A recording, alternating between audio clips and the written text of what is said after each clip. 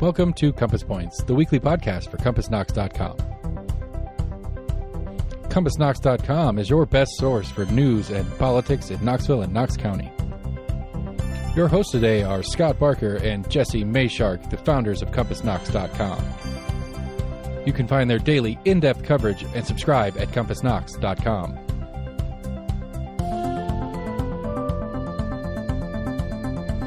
The Compass Point podcast is brought to you in conjunction with Almost an Agreement. Almost an Agreement is a layman's attempt to get a handle on the workings in government and politics that we deal with every day. Check them out at almostanagreement.com or subscribe for free on your favorite podcast provider. If you'd like to learn more about the topics discussed on today's podcast, go to CompassKnox.com and subscribe for in-depth coverage and much more.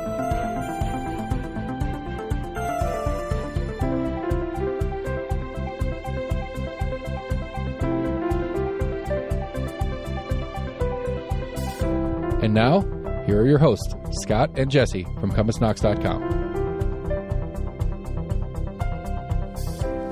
Hello!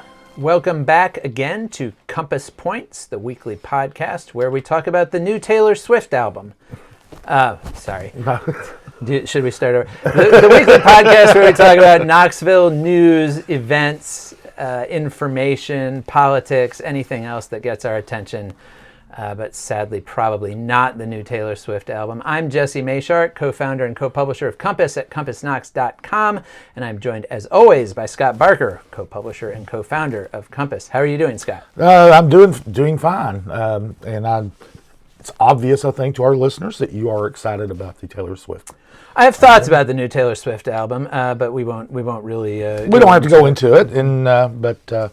I know you're a big Taylor Swift fan, so that's... I am, but not an uncritical one. I think when you talk about people being fans, sometimes there's this idea that, everything that the person does is great, and that's not true of most people. I mean, heck, Bob Dylan has some bad albums.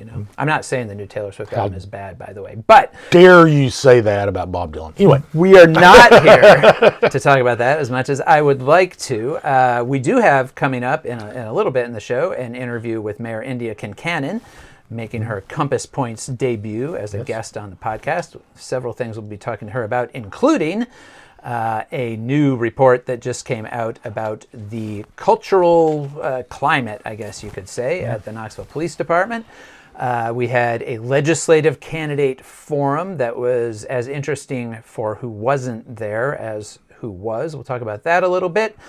Some follow-up on changes that we talked about last week to the way the city in particular is going to pursue its planning activities. And to start us off, I think it's good just to mention and remind people that early voting did start this past week, and it is going on through November 3rd. You can early vote all days except Sundays at various places and times from now until then, and you can find information on those polling places and times at knoxvotes.org. And Scott, we did have a little bit of early indicators of turnout this past week. Yeah, we had about 5,000 people vote, both early and by absentee. One of the things we do is, our subscribers, in addition to having access to the website, get a newsletter every weekday morning, and we will keep tabs of early voting turnout throughout the early voting period in that daily email. But it will be interesting to see how turnout is going to be this year, especially compared to 2 years ago. We had presidential race and but this year we've got the governor's race is at the head of the ticket. So it'll be interesting to see how all that affects turnout, and which has been frankly abysmal over the last few cycles. So. Yeah, and I think that most people are expecting this cycle to not have super high turnout. Yes, we do have a gubernatorial race, but as opposed to 4 years ago in this same cycle where there was not an incumbent, of course you have incumbent Bill Lee, who I think most people expect is going to have a pretty easy road to re-election, so not quite the level of attention. On the other hand, of course, we've been talking about the potential impact of are people fired up about the economy, for example, about inflation? Are they fired up about abortion and the Dobbs decision, and especially here in Tennessee? So lots of sort of cross currents there. We'll just have to see how that turns out. But as you say, we do track that turnout day by day in our newsletter, and also to assist you or any of your friends or relatives or anybody else of voting age and anyone else who's a registered voter, we have moved all of our coverage of the local contested races. We profiled pretty much all of the contested legislative races. I think we have one more story. We have one more to go. Yet to come, as well as looking at those 4 state constitutional amendments, which we talked about last week. But all of our coverage of all of that is outside our paywall. You can find it at our website at CompassKnox.com. Please feel free to read it and share it widely. Good chance for people who aren't subscribers to maybe see the kind of work we do on a regular basis. So that's what we have to say about that. Moving on to sort of more day-to-day governmental coverage. What happened with the city this past week in their approach to planning? Well, as we talked about last week, Mayor Indya Kincannon is kind of making plans to have a separate zoning department, and she and Knox County Mayor Glenn Jacobs are essentially planning to split up the planning commission's staff, and some will go with the city and some will go with the county. And that's kind of a long-term thing. Where it became kind of a political issue, football kind of issue, was when Concannon didn't inform council members beforehand that this was coming down the pike, and she talks about this a little bit. She does talk about it a little bit. I'm not going to try to cover everything, especially things that she's going to talk about in the interview. But the only indication that they had was at a 2 week or the first meeting in October, where there was a personnel transfer buried in a budget amendment that would create a position to help facilitate the creation of this zoning department.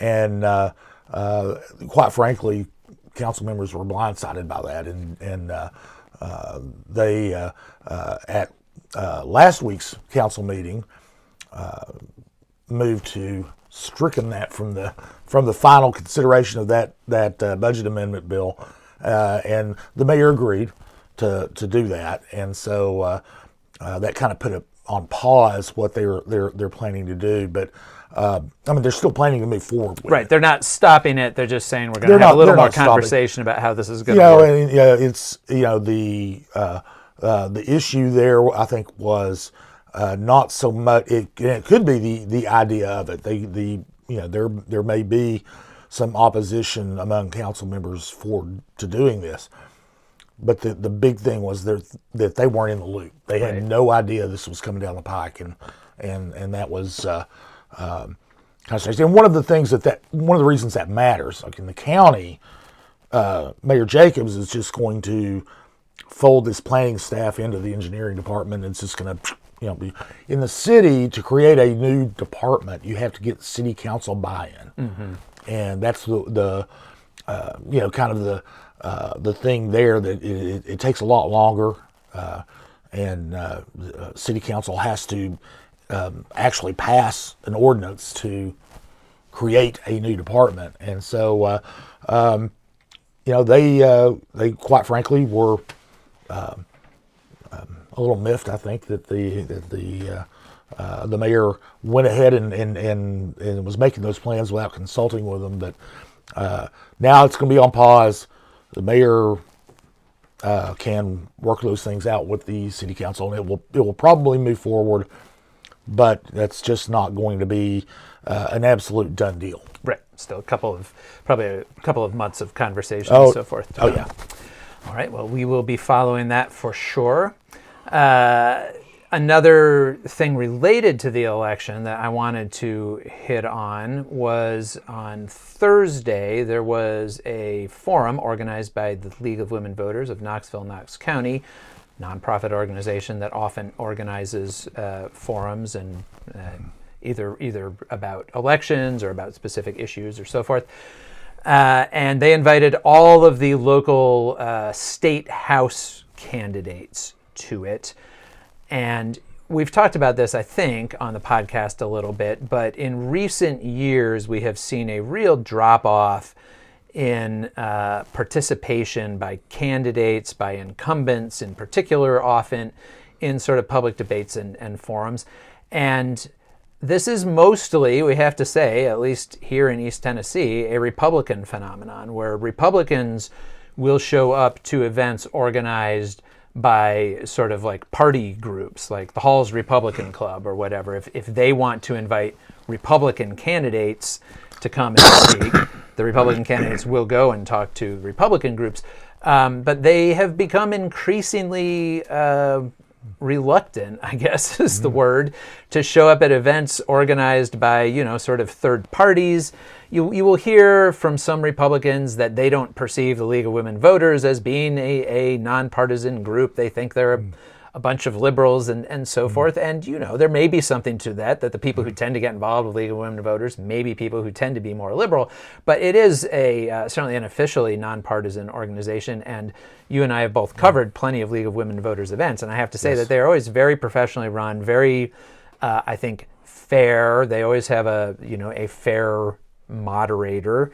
I think we've moderated some of those. This past Thursday's event was moderated by Don Hudson, a reporter for WATE, not somebody who I think anyone thinks is a big partisan person. No. But so what happened was all of the Democratic candidates who were running showed up, including the two who were actually incumbents, state reps Gloria Johnson and Sam McKenzie. And then just one of the Republicans, State Rep Dave Wright, who represents the 19th District, he made the observation that he might have been the only Republican there, but he was also probably the one who drove the farthest to get there because the event was at Enora Academy, which is in West Knoxville, just off Pellissippi Parkway. And Wright represents East Knox County, and he lives in Corryton, which is literally the other corner of the county. So he said he had driven 29 miles to be there. However, he was the only Republican. And when you get that, I feel like it creates sort of a weird dynamic at an event like that, where you had 6 Democrats and 1 Republican. The Democrats mostly agreeing with each other on most of the major issues. Basically, all of them want to repeal the abortion ban.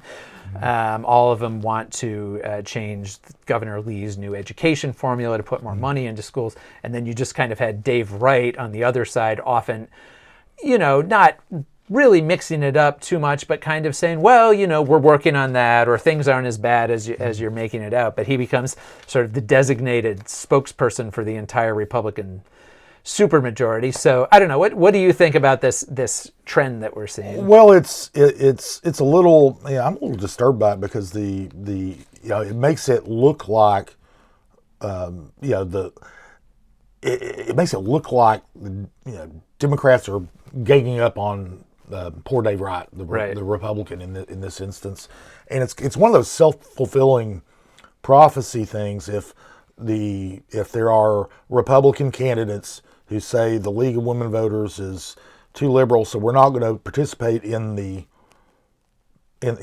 forum, then when they have the forum and there's 6 Democrats and one Republican, it certainly makes it look that way, and so I think the public is better served when candidates from both parties participate in these things, and they obviously especially entrenched incumbents in secure districts. And we have a few of those on the Republican side. We have a couple on the Democratic side too. Mm-hmm. But what's in it for them to go to these? I understand that calculation, but I think that the public is ill served when candidates don't make these kinds of appearances.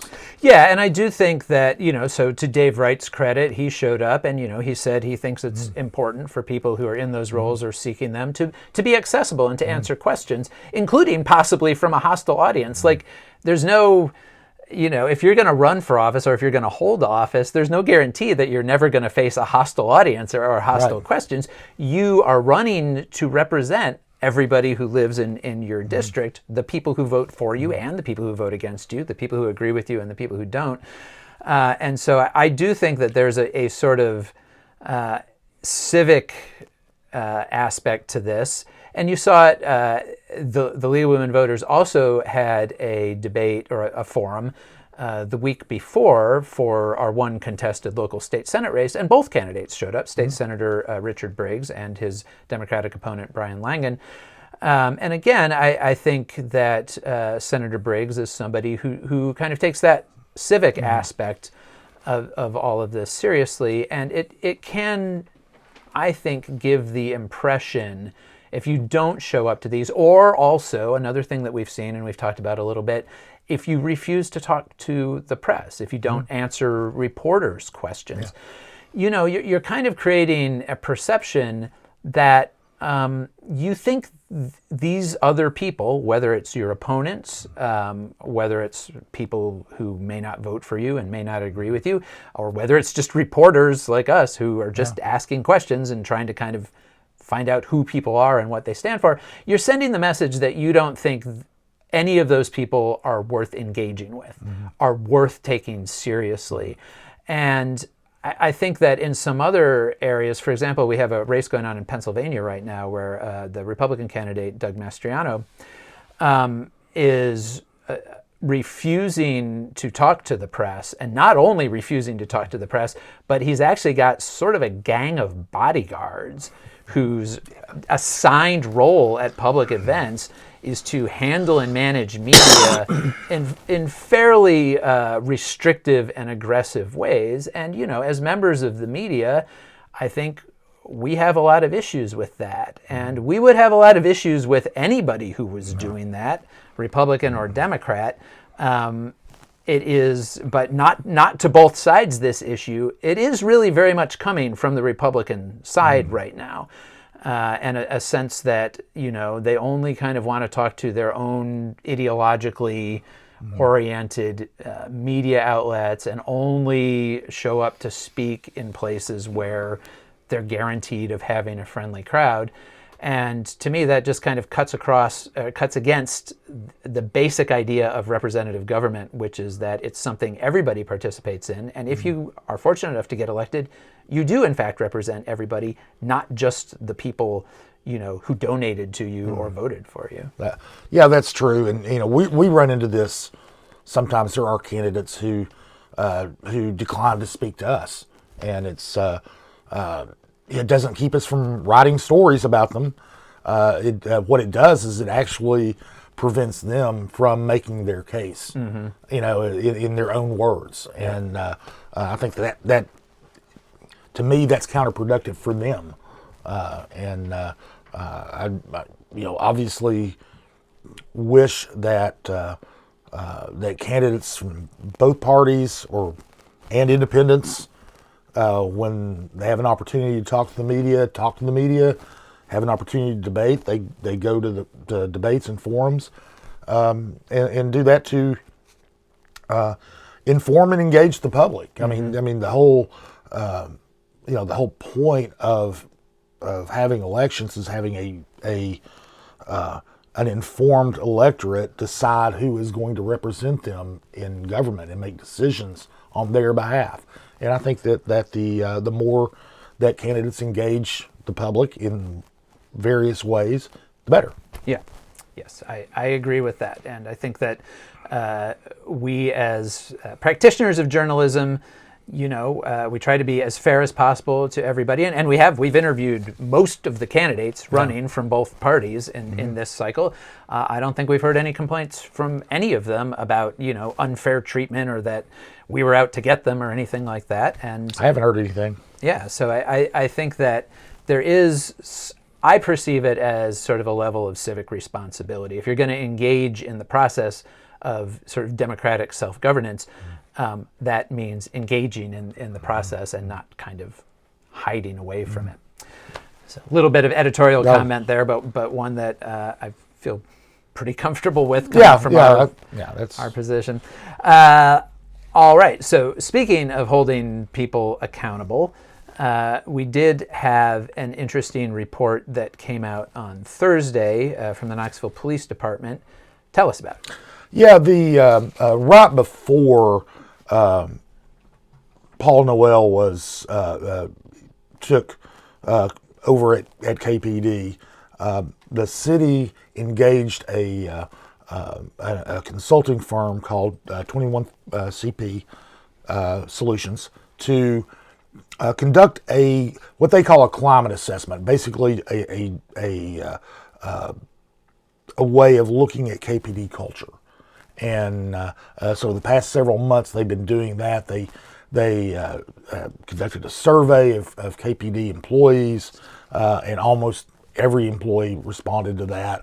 They did focus groups to basically get an understanding of what KPD officers and non-uniformed employees think about the department, what their experiences have been, and basically, as it's a cliche to say, but get a snapshot in time of the attitudes of the employees.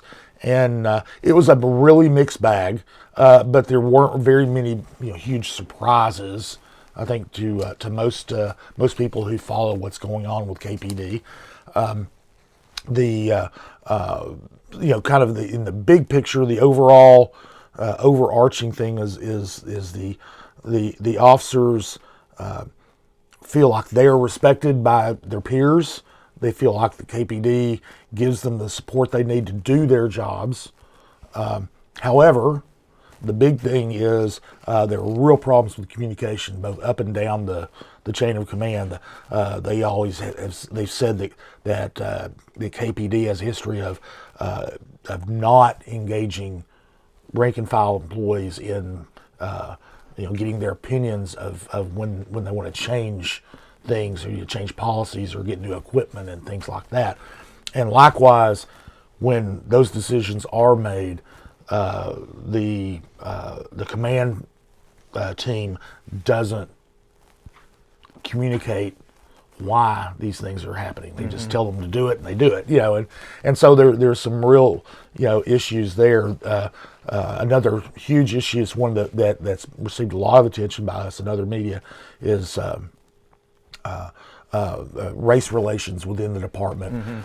There are only 15 African American officers in KPD. That's 4.2%, I believe, of the force. And, the city of Knoxville's 17% African American. So they're very small in number, and almost all of them have said that they've been discriminated against on the job. They're very frustrated.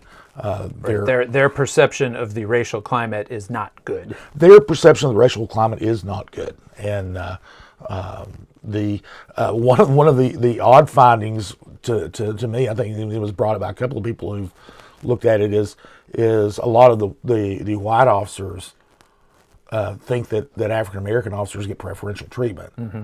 The numbers really don't bear that out. Of those 15 officers, prior to or when Chief Noel came into office, only one of them was of rank above just patrol officer. It was a lieutenant, and Noel has promoted 2 African Americans to sergeant, and so there is no representation for people of color above that rank, captain and above. The group that did the third party who they hired to do this report made a point that they were kind of surprised by how few black officers there were. They were shocked at how few.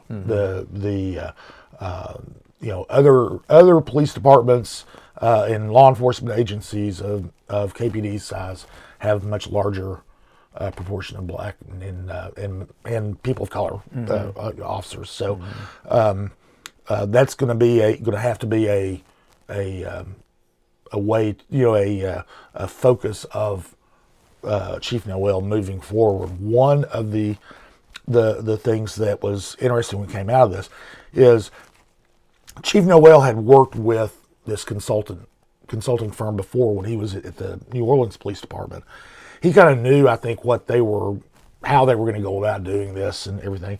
And when he came in, he already started engaging in this. I mean, he's met with virtually every officer, either in a group setting for the lower ranks or one-on-one meetings with the command staff. He's had he's started regular meetings with the African American officers to try to improve this communication issue, and the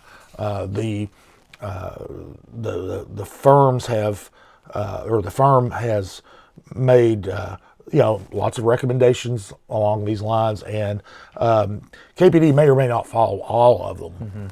They made a slew of them, and but at least especially as far as the equity issue, they're also planning to do a targeted recruiting push for both women and people of color. Right. Worth mentioning that women officers also reported not feeling women supported. officers. A lot of things with the women officers were from peers rather than the command staff. But yeah, they also reported that that there were issues with how they're treated in the department, and so now these are long-term issues that are not going to be fixed overnight, and I think that's one of the things that the consulting firm said. For instance, the getting more African American officers into the command structure, that takes a lot of time. You can't do it until you have more officers coming in. First of all, you've got to have more officers coming in, and then even if they hired, they doubled the number of African American officers tomorrow. They start out as police officers. It takes years, right, to get up to being a lieutenant, to get up to being a captain, to get up to being a deputy chief. So it's going to take a long time. And Councilwoman Gwen McKenzie told me that you're going to have to look at it and see how they do over time. It's not going to be, Well, and part of that, another issue that was raised was how people move up through the ranks, and there seemed to be a widespread perception of both white and black officers, men and women, that certainly that in the past there had been a lot of favoritism, a lot of cliques. You were sort of either in or out, and this is something people have said about KPD for a long, long time. This has been a long-running issue there. Yeah, this is one of those things that this is a lot of these findings are things that people who've observed KPD over the years have said, well, that was obvious. It's just never been in writing before. I mean, they didn't. But yeah, there's a sense of favoritism. If you were in, a lot of, you got certain perks if you worked for one supervisor who liked you, and then if you got transferred to a supervisor who didn't like you,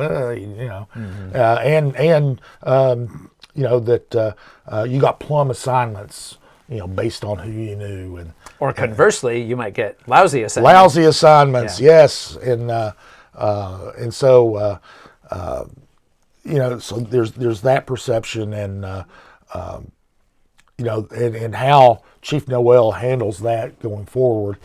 He says he's dead set against that, but we'll see how that works out. Sometimes these long entrenched good old boy networks are hard to bust up. So Even when you have somebody coming in from outside, like even when you want to bust them up, they're sometimes hard to do, and so that's going to be an issue to watch moving forward. These one of the surprising things that was really doesn't have so much to do with culture, but the consultant, one of the consultants I spoke with, I was talking to her about how, what things are similar to, KPD's in a similar situation with other departments and where KPD was more or less unique. Similarities of communication problems similar across the board. Mm-hmm. And another thing that KPD shares that people don't really think about much is that with their information technology. Their technology is antiquated. They really, KPD, neither KPD nor the city itself has somebody dedicated to creating and maintaining police software and police systems, and those are unique, and that's something that the KPD needs to address, according to the consultant.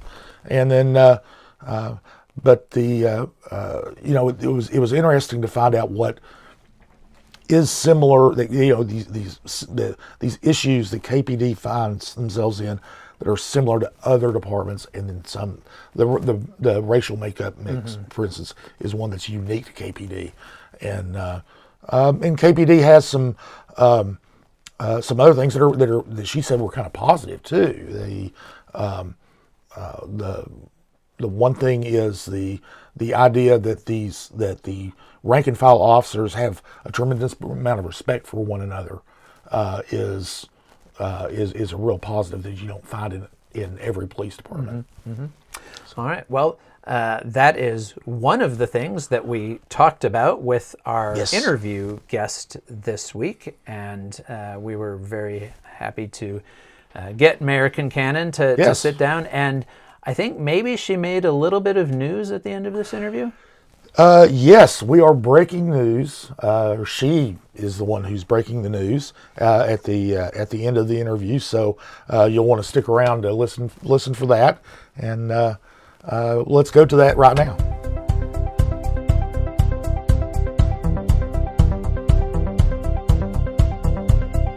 Our guest interview subject this week is Mayor Indya Kincannon of the city of Knoxville. And this is the first time we've had her on the show. And welcome, Mayor. Glad you joined us. Yeah, I'm glad to be here. Well, it's been kind of busy in the city in the last few weeks, and wanted to talk to you about a couple of things that have popped up. One of the things that was kind of big news recently was the reorganization at the police department, and of course a lot of officers got promoted to new positions. We had a lot of them changed responsibilities. We had 2 new deputy chiefs, and an emphasis on basically pushing down a lot of the decision making to captains, especially in the patrol division, what used to be known as the patrol division, and have them more involved in community outreach, things like that. Talk to us a little bit about the reorganization, what your thoughts are on it, and what your hopes are for it.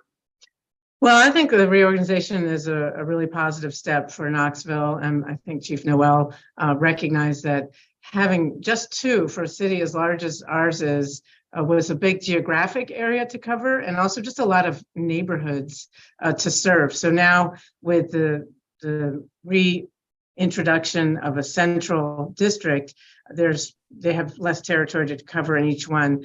I also think just as a leadership challenge, one thing that's hard is when you have a lot of responsibility and not the same amount of authority. So I think delegating authority to those the captains of each of those different districts is important. So now they'll have some ability to have their own people over traffic and their own people over the field operations, formerly known as patrol. And I think that Chief Noel recognizes that delegating that authority, he's still the chief, is going to just keep people closer to the police officers in charge of their neighborhoods.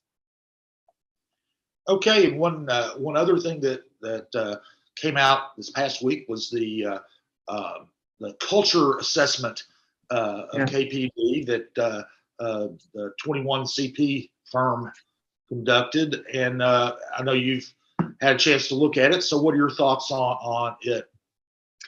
Well, I think it's a great snapshot in terms of where police officers are thinking that things that were going well and things that weren't going so well back when this was done in September, when Chief Noel had just been on duty as chief for maybe 6 weeks at that point in time.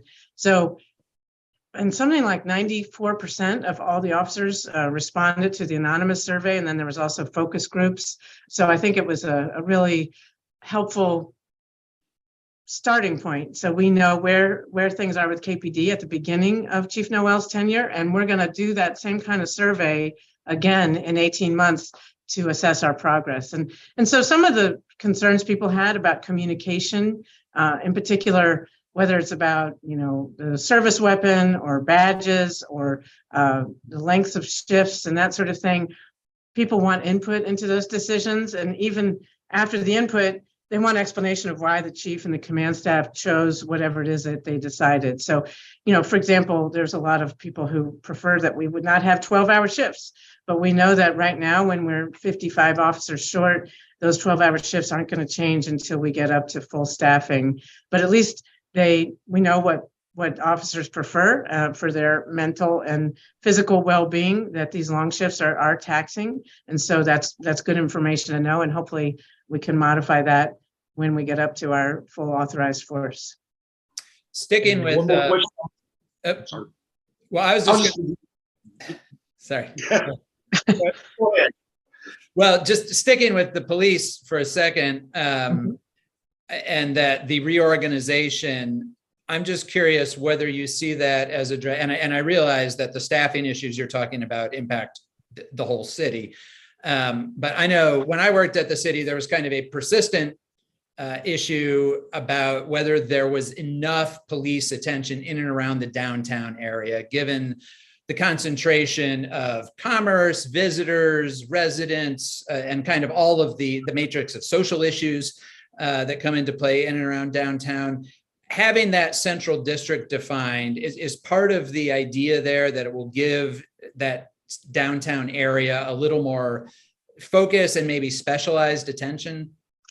Yeah, I think that's absolutely true. And I know Chief Noel in his experience in New Orleans with the French Quarter sort of compared downtown and Market Square and that as that concentration of local people and businesses and office workers, along with a huge number of visitors, and that level of concentration of people sometimes needs more attention on the public safety front. And so having a central district, and Captain Sammy Schaefer has a long experience with not just with KPD, but with serving the central part of the city, including overseeing some safety concerns with special events and those sorts of things. So I think Captain Schaefer will assume that responsibility in a very tactful and appropriate way. And I think having that person dedicated just to that downtown concentration is going to keep us safer and just have more eyes on the street and that closer level of accountability.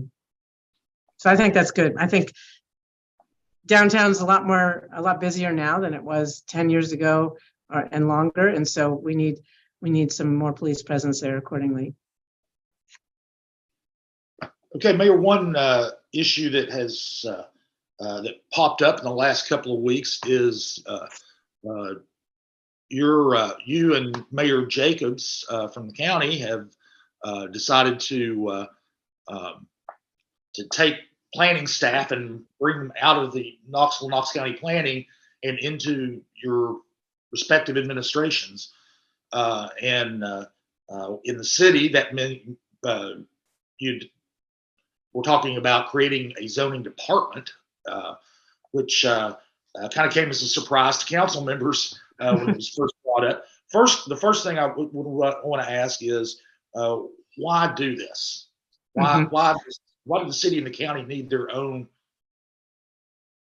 zoning staff when they're already working for Knox County Planning? Well, first let me preface this by saying that I think we have a great planning staff, and they do great work. And I have a master's degree in urban and regional planning. I support the principles behind and the need for good planning. And also, I think there's been some misconceptions, and I take some of that, on my part for not communicating as clearly or as proactively with council members in particular about this. And part of that is because, Mayor Jacobs has, taken a little different path in the city and a little bit faster path. Before I hired Amy Brooks from Executive Director of Planning to become the Director and Chief Housing Officer of our Housing and Neighborhood Development Department, she had already started reorganizing her staff to be more aligned with, okay, you're going to focus on city zoning issues, zoning and planning issues, and you're going to focus on county ones, because we have two very different zoning ordinances. And, there'd already been some staff members who were sort of more specialized in one or the other. And so she thought it would be more efficient for everybody to have that that distinction within the planning staff. So that seems to be working well. That's gradually changing over, just without any change to where people get paid or their who they report to. It's just that what they do is more specialized county or city. So for now, that is the extent of the changes that I anticipate making towards planning staff, because if it's not broken, why fix it? So the changes that I had proposed through that budget amendment was to have a special assistant to my office to help oversee zoning matters that will streamline and help deal with the volume of work. We have two issues with the city. One is just streamlining, so people who want to do investing in the city, they go to plans, reviews, and inspections, and they also need to work with the planning department to make sure how it fits with the existing land use plans and sector plans. And so this person, hopefully I'll bring it back to council in the next few weeks or before the end of this calendar year, with a little more information and conversation to just explain that this is a relatively small change to make that process a little more not necessarily streamlined, but facilitated. So there's more collaboration between the plans, reviews, and inspection team and this planning staff. The other thing is just the sheer volume of work that we have a record number of building permits in the city, and our teams are doing a good job, but getting that collaboration and partnership a little more facilitated, I think will make things easier.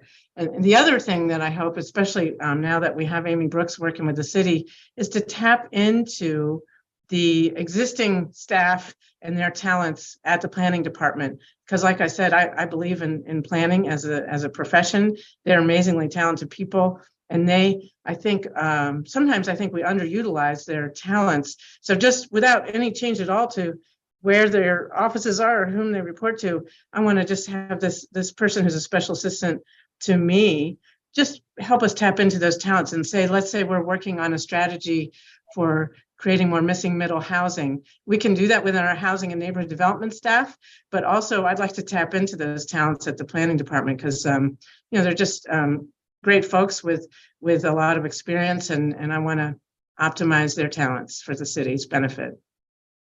And what about the concern that has been raised by some people that having those planning positions sort of directly under the mayors in both the city and the county could lead to more, political influence over the recommendations that the planners make, that say a developer who's a major donor wants to do something and they're having a hard time with the planning staff, and they could lean on the mayor to lean on that. How do you safeguard against that? Well, when and if any of those positions were to become under the city, they would be civil service protected positions, which introduces a layer of, protection from undue political influence.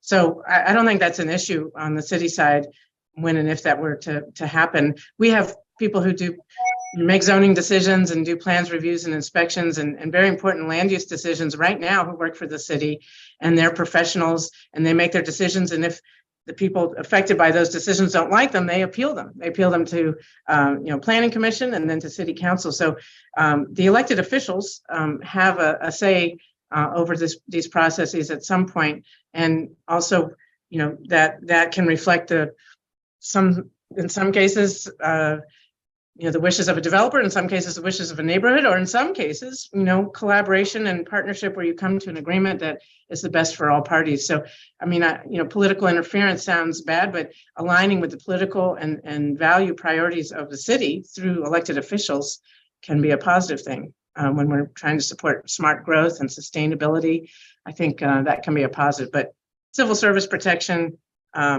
prevents those kinds of malevolent sorts of political influence, I think, would be not an issue. Okay, one other recent development is the city has approved something in excess of $6 million of improvements just for South Knoxville. And you had infrastructure improvements that have been awarded, contracts awarded for Sevier Avenue and the area around Country Landing Park, as well as the Urban Wilderness Gateway Park. So talk about how important those projects are to the vision for the city.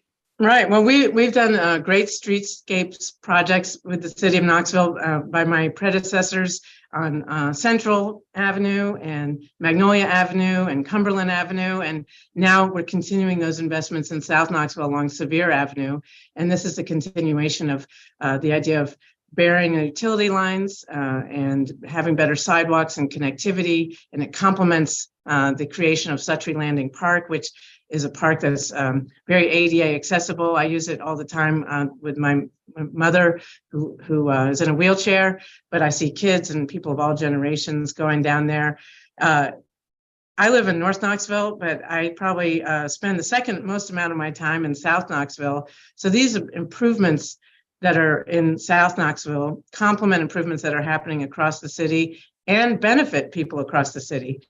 If you've been to Baker Creek and the entrance to our urban wilderness, you'll see that there are people not just from Knoxville, but from surrounding counties. So it's an economic boon to our city. And this is probably for the Gateway Park, one of the biggest improvements that I know people are looking forward to is that we'll have bathrooms there, which is, an important part of any public amenity. So I'm excited about it. I appreciate council's support of it. They approved all of these items, sidewalks, playgrounds, parks, aesthetic improvements to make things safer and more beautiful. They're all free and open to the public, and I think it's a great continuation to our investments in the city.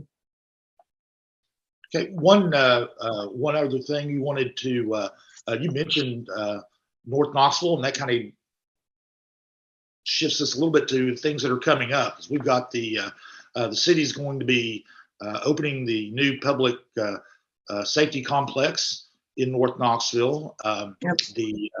I believe in December is the target date there. Also, the sculpture for Cradle Country Music Park is going to be installed. What else is coming down the pike in the next few months? Oh my gosh, there's a lot of good things happening. I'm really excited about opening the public safety complex. That's been in the works for a long time. And just to clarify, we'll probably start moving in December, but we won't finish moving in, until 23. I don't know, February, something like that. It's going to take a little while, particularly for the police department. But one thing I'm extra excited about is transforming Western. We won a $40 million grant from HUD and the Choice Neighborhoods program, and so we're going to be, that's going to take 5 or 6 years to implement all of the parts of that, including, park, installation of a new park that's going to be sort of like a chutes and ladders type thing where we take advantage of that beautiful hill overlooking downtown and have, indoor and outdoor space that's accessible and fun and outdoors, along with great renovations of existing housing and new housing. We broke ground. Oh no, we didn't break ground. We cut the ribbon on a new Head Start facility there earlier this week. So that's one that I'm really proud of. We're going to be making progress on the stadium, and that's exciting. Those are some of the things that are coming down the pike. I'm excited about the progress we're making with the African American Equity Restoration Task Force. We now have hired a full-time grant writer for that task force. That's, and they have also signed on as a supporting partner for our Reconnecting Communities grant, the infrastructure bill that the federal government and Biden administration passed. Most of those dollars go by formula to the states, and so they're in TDOT's hands, and we're looking forward to some support from the state of Tennessee. But some of the infrastructure dollars are you only get through competitive grants. So this Reconnecting Communities grant, we submitted our application in partnership with the task force and other KCDC. So that could be a big one too. I think the grant, if we win it, is $55 million, and that would be reconnecting communities, particularly that were dissected and affected in a negative way by urban renewal. So those are some of the things coming down the pike. Some of them for sure happening. Some of them, we'll wait and see if the federal government awards us these grants. All right. Well, we know you're busy, but before we let you go, one last question. We have an election coming up here in a couple of weeks, state and federal election. And probably as soon as we get past that election, people locally are going to start looking ahead to next year's city races. And I think most people have been assuming that you're going to seek a second term, but we thought we would ask you on the record, are you planning to run for re-election? Well, I'll let you guys be the first to know. I love my job. I love our city. A lot of things going in a positive direction, and I am going to run for re-election, and I hope I earn the right to continue serving as mayor. All right. Thank you All both. right. I'm a big fan of the podcast and of Compass, so I appreciate the hard work you do to keep up with local government. I have some thoughts on your tagline, if you want an idea. Yes. How about because local all news ears. matters? Because local news matters. Because local news matters. I love it. All right. Anyhow, just a thought. We'll put that one in the hopper. Okay. Thank you so much. Take care. Thank you. Thanks, Mayor.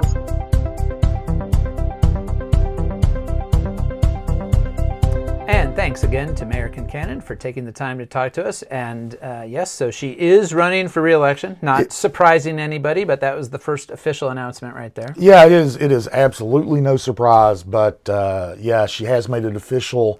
So even before the 2022 election is over with, we've got the 2023 election to look forward to. So I actually made a joke about that on our Facebook page for subscribers, the Compass Colloquy, an amenity available to all of our subscribers, where people can post their own thoughts or ask us questions or whatever. And somebody posted on there that Debbie Helsley, who ran for county mayor earlier this year, is talking about running for city council next year.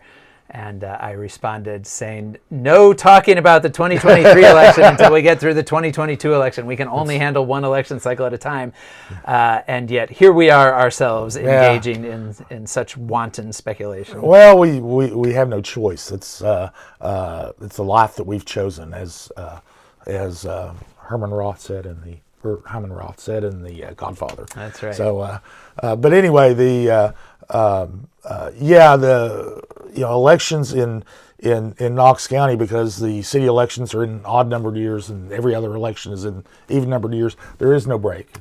It's a seamless transition. There's always another one right around the corner. Yes. Speaking of the Compass Colloquy, one thing we do there every week is we go and we invite our readers to suggest topics that they might like to hear fleshed out a little bit on the podcast.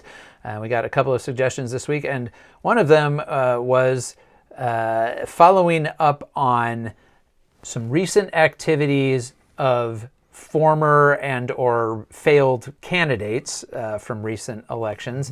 And what this was referring to is we've had in the last month or two several candidates who sought various levels of office unsuccessfully have now emerged as appointees or nominees for some of the county's boards and commissions. And both the county and the city have several volunteer boards and commissions. Nobody gets paid to serve on any of these, but that they appoint members of the public to. And it's not uncommon for people who kind of dip their toe in the water of civic activity, maybe through a a campaign.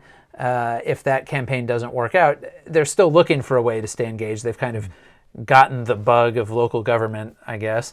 And so we have had County Commission last month appointed Sherry Garrett, who was a school board candidate in the 7th District, lost in the Republican primary.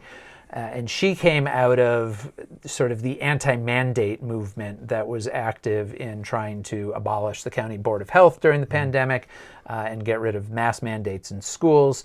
And she didn't win her race, but she has now been appointed by County Commissioner Rhonda Lee, who represents that district and who was also, I think, sympathetic to the anti-mandate movement, to the County Board of Zoning Appeals. Likewise, this month, Commissioner Gina Oster has nominated Garrett Holt to the County Board of Zoning Appeals, and he ran for City Council, and, last year, and also lost, but will now presumably serve on the BZA. I don't think there's any reason the County Commission won't approve that this coming week. We also have some people seeking appointment to the county's Merit System Board of Directors, what used to be called the Merit System Council, but this is basically the civil service group for sheriff's office employees. And in September, Steve Weiner, who ran against Commissioner Larson J. in the county Republican primary this year, and who also came out of that anti-mandate movement. That anti-mandate movement, I think, has kind of produced a whole crop of people who are newly civically engaged and looking to kind of make their mark on local government.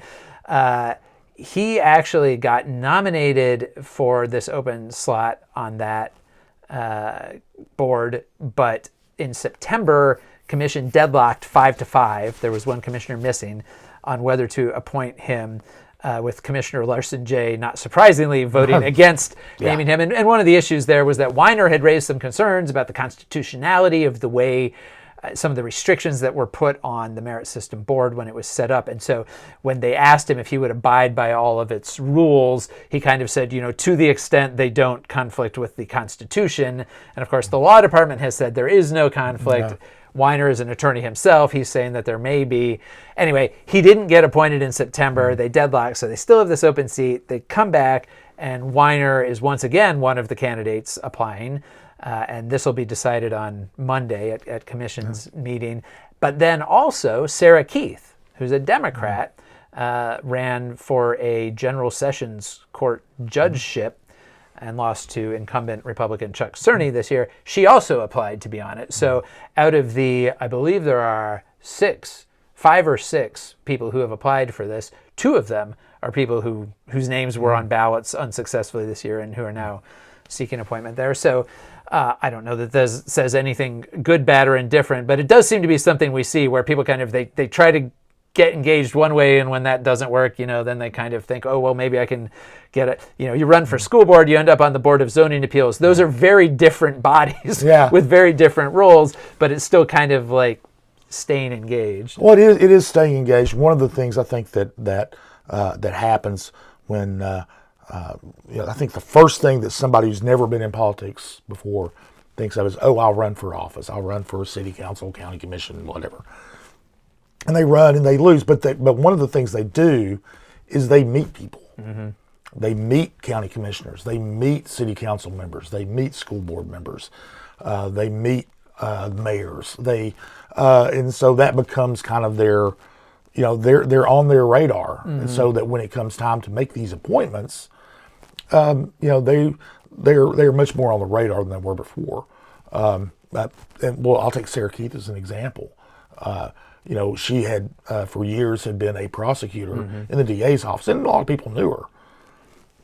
But she wasn't talking to county commissioners and state legislators and all until she ran for the judgeship. Right. And then, and then now she's and she's one of these people you talked about who's very she's very civic minded, and she wants to be part of the community, and so she put herself forward as this. And I think that's a very common a common way to get into to civic life, and a very valuable one too, because the all these boards and commissions, some of them are very obscure, but they perform pretty important functions. Right. Not a lot of glory in the boards and commissions. No realm. glory. I mean, the city probably has at least 20 or more. Yeah, I was going to say a couple dozen. Yeah, I don't know exactly. I haven't added them up, but Yeah. we don't cover them. Right. There's a lot of them. We cover city council. There might be, I'll go to the stray board of zoning appeals meeting, a couple of others maybe, but by and large, these boards and commissions meet. They make decisions. They make recommendations. They do a lot of things that help the city and the county to function, and they're great places for people to get experience. Now, these some of the people who are doing this can go in here. They get experience working in government. They understand how government works better than they did when they were a private citizen and just deciding, I'll run for this office. They'll get a better understanding of government, how it works, meet more people. And the next, if they decide to run for an elective office later, they've got a leg up. Sure. Well, and actually, I'm going to fact check myself on something here while we're talking. Hey, Seth, you want to pause us for a second? Okay, we're back. I don't have to correct anything. I thought I might be misremembering which committee one of them had applied for, but I was in fact correct. But it's important for us to check ourselves. You thought you made a mistake. Yeah. But you were wrong. Yeah. You were wrong about the mistake. I was wrong about making a mistake. It's always good to double check. Yes. Anyway, that's, as we said, just kind of an interesting phenomenon that we often see after elections. People who don't win still find other ways to stay engaged. And for some of them, it may also be a way of kind of keeping their name out there and maintaining or building those contacts ahead of possibly running again for something.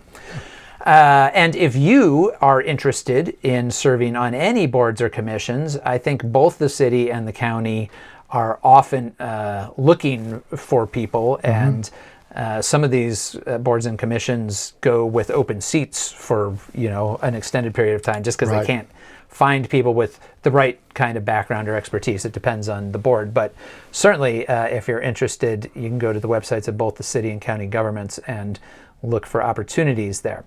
Looking ahead to this coming week, County Commission is meeting on Monday at 5 o'clock in the main assembly room of the City County building.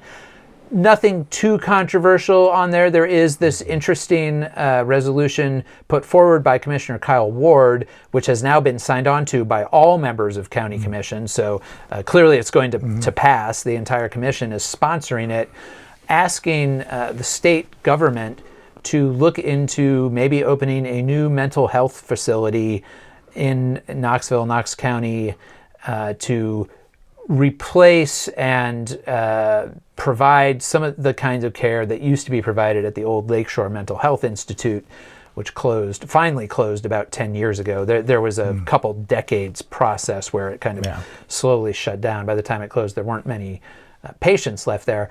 But the state had said at the time that they would kind of make good on that by providing investment in other kinds of care, community-based care. The state says they have done that. I think county officials feel like maybe they haven't, or not sufficiently, that we still have mental health needs that aren't easily addressed, and especially for people without insurance, without money to pay for private care, that there is still a need for that. So that's going to come up. And then on Tuesday, the Sports Authority is meeting, right? Sports Authority is meeting Tuesday morning. They skipped a meeting last month because they didn't have anything to talk about, because everything's on hold. We've talked about that at great length in previous episodes. So everything's on hold, and it's probably not going to change this week. They are meeting. They are going to be talking, but they're not. There won't be a final. One of the things they're waiting on is kind of what is the final budget going to be? How much is it actually going to cost the taxpayers and the? Well, it's not really the taxpayer, but how much is it going to cost? and we still probably won't know that till early December. But there'll be an update on it then. In kind of and this goes back to something that happened last week, kind of a related thing, because while the Knoxville Smokies or the Tennessee Smokies, who will be called the Knoxville Smokies in the future, are the main tenant. Also, One Knoxville SC is the local professional soccer team. They're going to call this new stadium home, and they made an announcement last week that they were moving up to being a fully professional team in a fully professional league. They were kind of a developmental league team for amateurs who were college and high school kids who needed to play more to develop their skills, but needed to save their eligibility as amateurs. But now they're going to be professionals. They're going to be a fully professional team. They'll play more games. They have 14 or 15 games in Knoxville next year.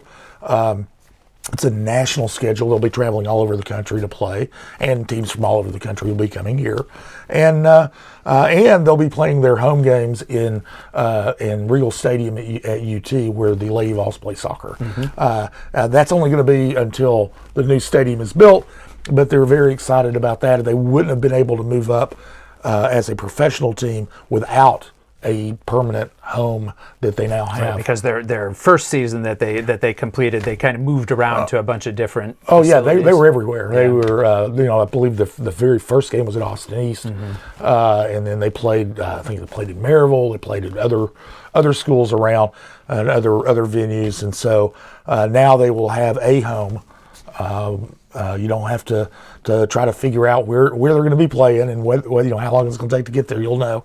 And they were all they had an event Thursday night in the press room in North Knoxville. Everybody involved is very excited about that. So and all building up to that anticipated opening of the new stadium. The new stadium, yes, and so that will be probably 2025 their season. So they'll have a couple of years at UT, and then transition to the new stadium then. All right. And also coming up this week, the school board is having one of its quarterly work sessions Wednesday at 5 o'clock in their Summer Place boardroom. Not a super exciting agenda unless you happen to have children who may be zoned to the new Northwestern Elementary School that's going to open next fall, because that zone is still being sort of debated. There's been a couple of specific neighborhoods wanting to either be included or not be included so that they can stay where they are now. Those kinds of issues get very dicey. It always seems like when there's a new that people in a community, and this is everywhere. This isn't not picking on Northwest Knox County, but they say our schools are overcrowded. We need a new school, and so they're going to build a new school. And then when it comes time to have the zones for which kids go to which school, they go, well, we wanted to alleviate crowding in the school we're in, right? But we don't want to go there. Right, so that we could stay in a less crowded school. Yeah, we wanted to stay in our school that's less crowded. Well, and one of the funny things there is that the school that parents are most concerned, the school that's most overcrowded in that zone is Hardin Valley Elementary. And that's the school that parents most want to stay at. Right. And of course, that school itself was a new school, I don't know, 15 or 20 years ago. I don't remember exactly what year it opened, but it opened as a new school to take crowding pressure off of, Farragut and Carnes at the time. And now it's established enough that it's the school people want to stay at and not have to go to this new school. The principal of the new school is actually the former principal of Hardin Valley Elementary, who kind of got it up and running. And so, you could say that if people liked that school, maybe they'll like the new one too. But yes, there's that thing of people, well, our kids, they have friends there, or I want them to have the same teacher that their older sibling had, or whatever. Yeah. Anyway, the school board will be talking about that, and they will also be talking about, they're going to have charter school authorizer training, because they have some new members on the board. And also, they haven't had a lot of experience experience authorizing No. charter schools. Charter school applications have to go to the local school board first, but we still only have one charter school in Knox County, Emerald Academy, which actually we're going to be writing about here soon, coming up. But they're going to kind of, I think, get a walkthrough on the process that they have to go through when they get those applications, because we do expect to see more of them. So all of that is happening this coming week. Don't forget, early voting is still going on. If you have not voted, get out and vote. And again, you can find all of our election coverage outside our paywall at CompassKnox.com. And we are still searching for that tagline. I did like the line Mayor Concannon suggested for us, because local news matters. I think we could use that in some context. I'm not sure it's exactly the sort of like see you next week kind of vibe that we're looking for with the podcast sign off. But well, I don't know about you, but I got a couple of suggestions from listeners / readers. Any you want to pass along? Well, I'll pass them along. Councilwoman Gwen McKenzie came up with helping you find your way through Knoxville. Something variation of that. Victor Jernigan is a local developer. He suggested something along the lines of Compass Points, news from all directions. All right. Well, we know. Who knows? Sure. We'll keep looking. Well, we appreciate the thoughts, and feel free to send us any ideas you have at info@CompassKnox.com. And in the absence of anything more profound to say, we'll talk to you next week. Here. Welcome to Compass Points, the weekly podcast for CompassKnox.com. CompassKnox.com is your best source for news and politics in Knoxville and Knox County. Your hosts today are Scott Barker and Jesse Mayshark, the founders of CompassKnox.com. You can find their daily in-depth coverage and subscribe at CompassKnox.com.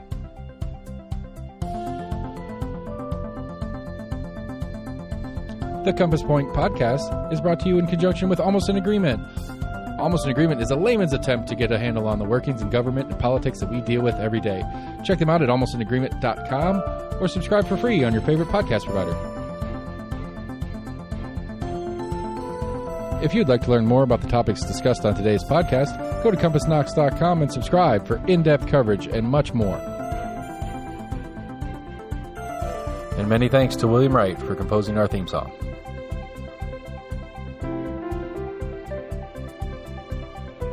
Compass Points is a partnership of Barking Shark Media and Barbarian Productions, and recorded by Lord Seth A. Barber at Barbarian Studios, Knoxville, Tennessee.